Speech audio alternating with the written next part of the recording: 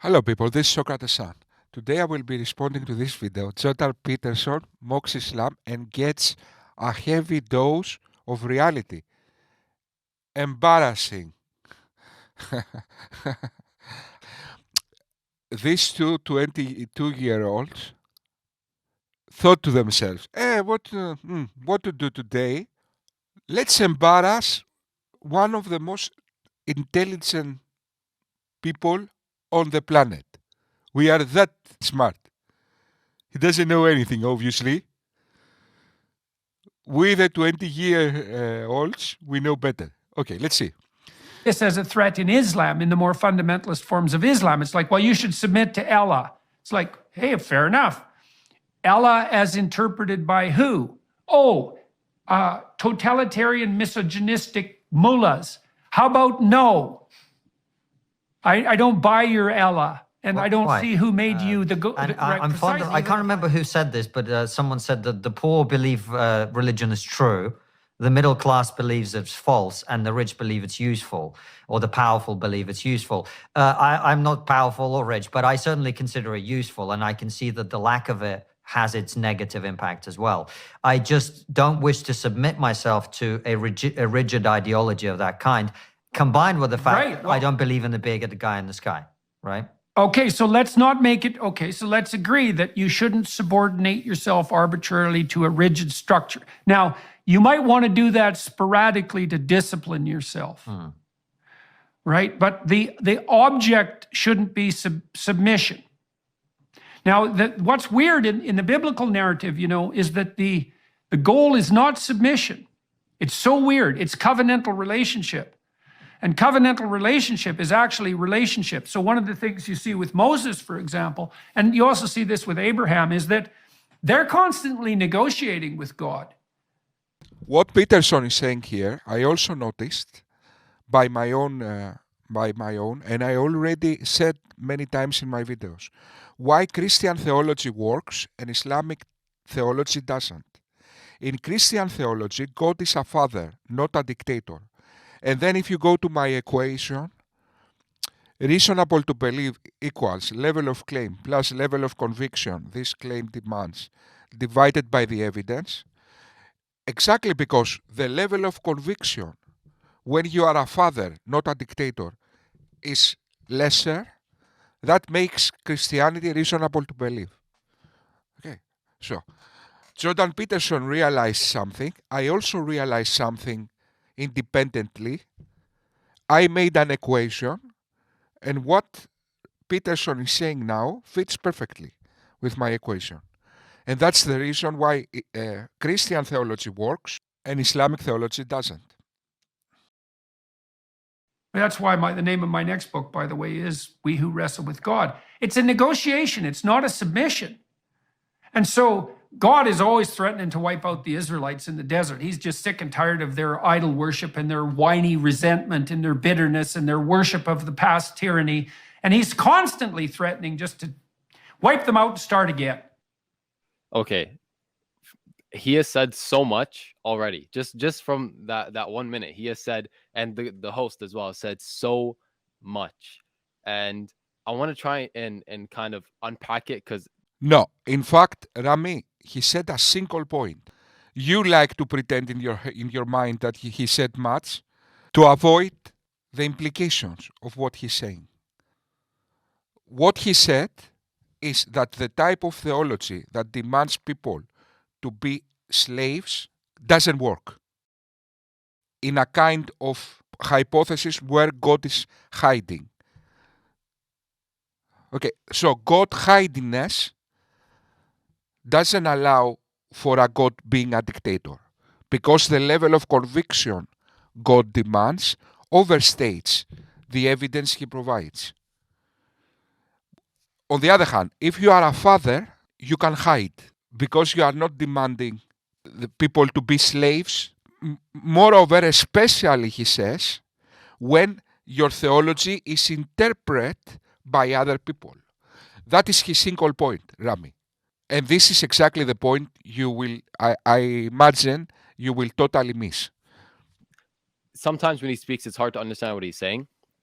So I'm going to try my best to unpack it. Bismillah. So aside from the clip in the beginning, because it's going to come back, they just did like a little coming up. The guy started by saying the poor believe in God, insinuating they have nothing else to do. The middle class, they don't, because they for some reason think they're too good, they have what they need, or they're too focused on the world maybe. And the upper class think it's useful, so they could take advantage of those below them, the elites. They use religion to keep people oppressed. Now this is a stupid, silly narrative. It's a liberal, not liberal versus conservative, but like libertarian liberal narrative that's been created since the Renaissance and since Europe was enlightened. So, Rami, this molecular biologist scientist missed totally what Jordan Peterson said and focused on one quote the other guy said. I'm fond of, I can't remember who said this, but someone said that the poor believe religion is true, the middle class believes it's false, and the rich believe it's useful. That was an introductory quote, nothing of no importance, irrelevant. Some philosopher said something. Okay. And they came out of the Dark Ages, mainly because of Islam, again, by the way. And they had this belief that, listen, the church kept us under for so long, we want to be free. So they made liberalism to make people as free as possible. And that is when they created this narrative that religion is just invented to keep people under.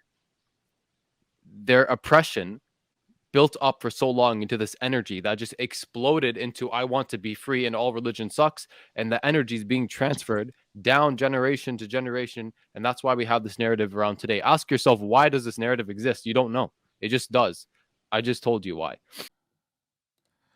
The type of libertarian skeptic mindset that don't like to blindly submit to a totalitarian theocratic dictatorship exists from ancient Greece.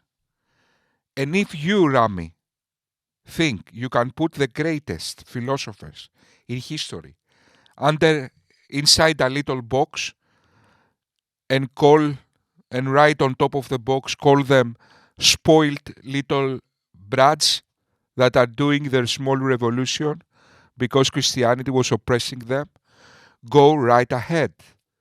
The world is not simple. Your mind is simple. You are a simpleton. If you think you can put in a small box the greatest philosophers of history and assign character deficiencies. They wanted to make their small revolution against God? Really? That is the only argument against a theocratic totalitarian dictatorship. Are you serious, my friend? Anyway, let's continue. So they're going based off this narrative, and then the host himself, big man in the sky with a beard, clearly talking about Christianity. And by the way, with no disrespect to Christianity, they kind of ruin things for a lot of the other major religions, because a lot of Christianity is one of the biggest religions. So when they mess up, people just lump all religions in under their banner and say, well, look, Christianity believes in this and that. Christianity messed up when it comes to oppression. I mean, look the cognitive dissonance of these guys. So Christianity, who is tolerant to secularism and the libertarian mindset, they messed up when it comes to oppression. It's not you who messed up when it comes to oppression. Now I get what you mean. Islam is a good dictator, when in fact Christianity is a bad dictator. And now people confuse the evil dictatorship they had under Christianity with a noble dictatorship they have under Islam. That is your point. That is your point.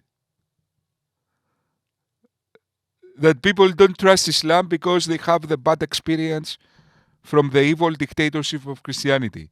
And your dictatorship is the good one. I mean, Islamists make these little narratives in their head to try to rationalize the total failure in Islam, the total, complete, and utter political failure of Islam. And they make these little narratives this mythology. Rami, just because your little narrative makes sense in your mind, that doesn't mean it represents the world and reality.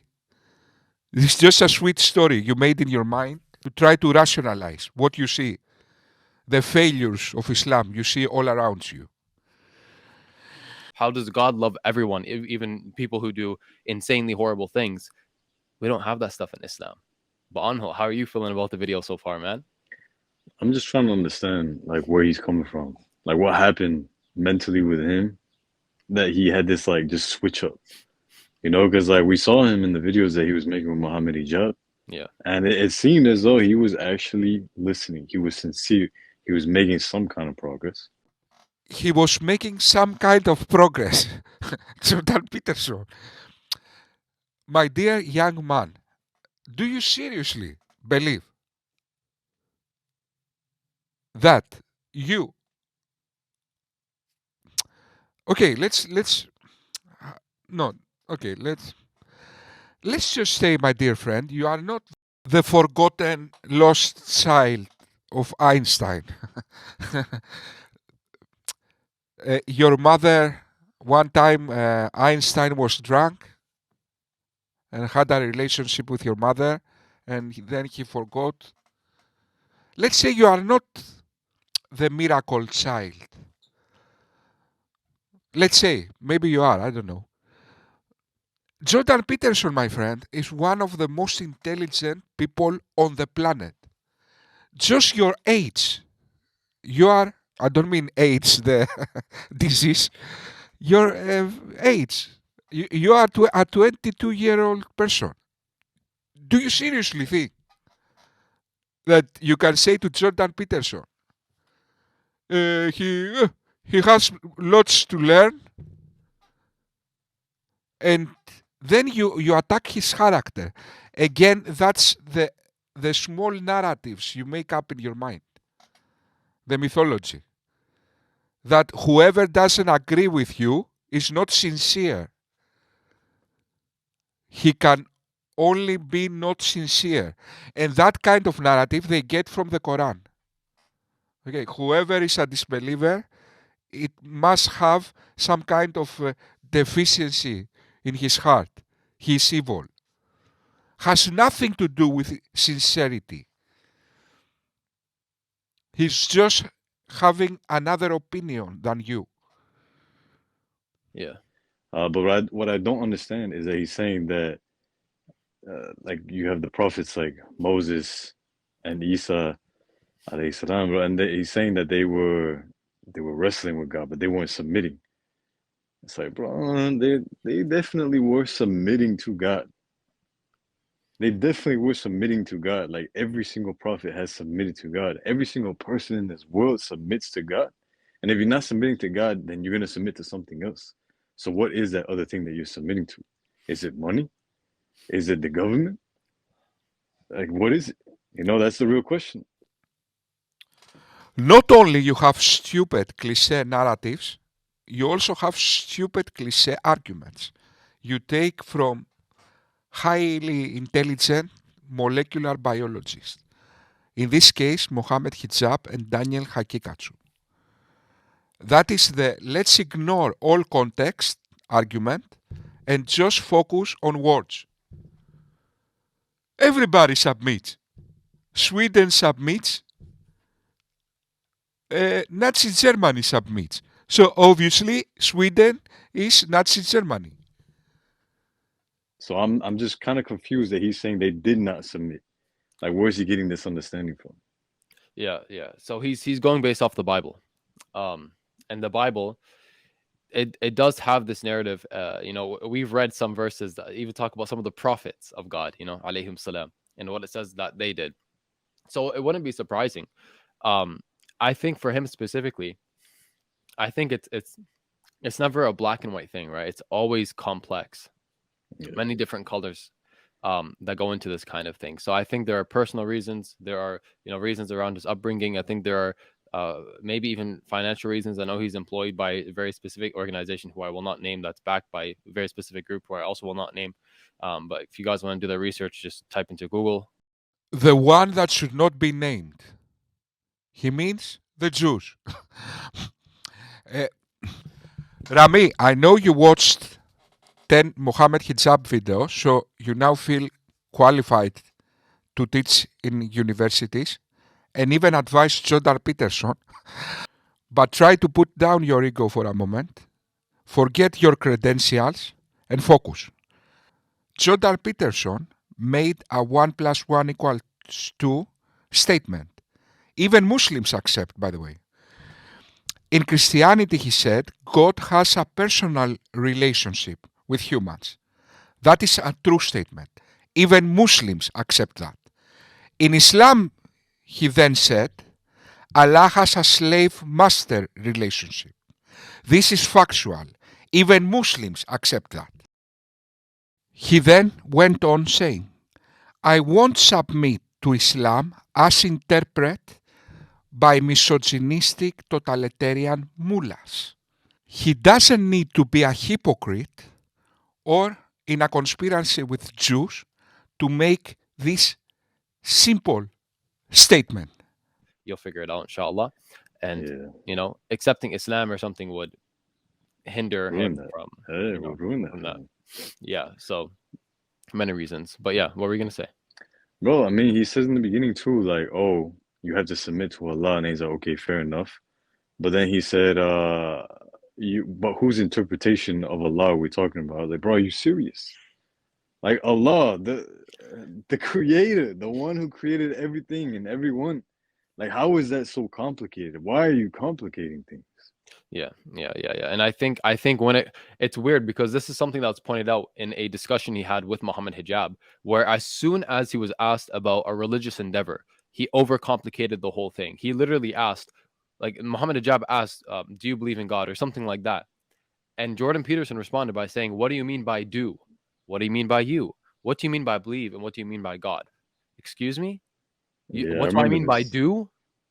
I remember.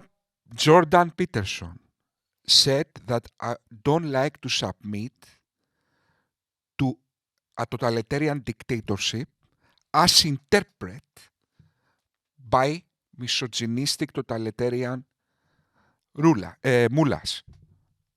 Okay? So, that is not overcomplexing things. Rami, I know you watched 10 Farid Respond videos and you are qualified to make a lecture to the next Human Brain Project Summit that will happen on March in Marseille, France. But Islamic dictatorship, my friend, is real, believe it or not. So when you open the TV and you see Iran demonstrations, it's not like a movie, you know, a sci-fi movie. It's not Netflix, my friend. Maybe you are confused. Maybe you think you open Netflix and you open the news and there is the confusion. So Islamic dictatorship and misogynistic totalitarian mullahs are real. They are real. Islamic dictatorship is real. Okay, it's not a conspiracy of Jews. It's not spoiled philosophers. They were oppressed by Christianity. It's real, my friend.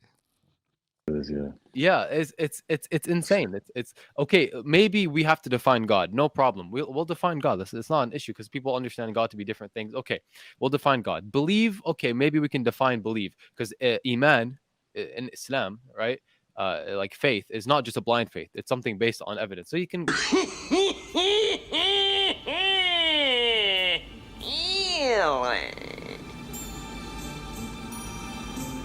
So, Islam is not a blind faith. It's based on evidence. Let's see what your friend Farid, that just happened to mention earlier, said about that. Let's see. Islam is about following revelation. Islam is about submitting to Allah. Allah knows everything. He sent the Prophet ﷺ with guidance. So we submit to that, we follow that. If our intellect, our conjecture, our perspective conflicts with that, we know the deficiency is with our own perspective, our own conjecture. So that's a very simple, but it's a foundational concept of what Islam actually is. You can go based on that as well. You know, you have evidence to a reasonable degree to establish a belief that you have in a something or something, or someone, something or someone, pardon me. Okay, no problem. But do and you? Come on, man.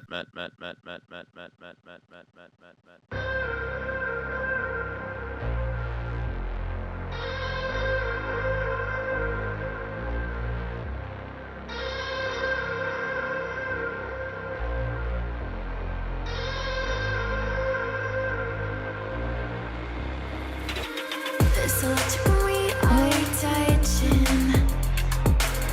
of a phone with energy. I can see all the feelings rushing through your eyes tonight. Do you wanna be alone? Do you wanna come?